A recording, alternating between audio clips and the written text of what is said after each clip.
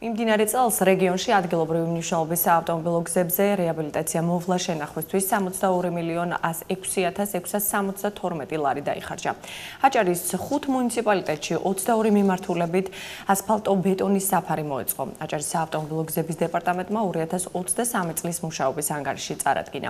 ღონისძიებაზე მეგზების დღესთან დაკავშირებით საგზაო ინფრასტრუქტურის განვითარებაში შეტანილი წვლილისთვის დამსახურებული მეგზებები დაჯილდოვდნენ. უწყების მომდევნო წლის ბიუჯეტი 63,983,516 ლარს შეადგენს. ინფორმაცია ვიდეო მასალასთან ერთად აჭარის საავტომობილო გზების დეპარტამენტის პრესსამსახურმა მოგვაწოდა.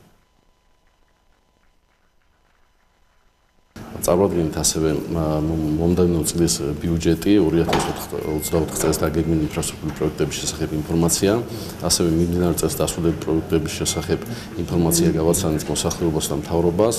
ამავდროულად დავაჯილდოვეთ 2023 წელს გაწეული მუშაობისათვის ხვაწმოსლი მეგზებები.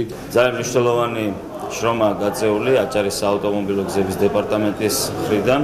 მომავალ წელს ბიუჯეტი იზრდება და ახალი მიმართულებებით დაგეგმილია პროექტები და რა თქმა უნდა დარწმუნებული ვარ რომ ეს დასახული ამოცანები იქნება წარმატებით შესრულებული.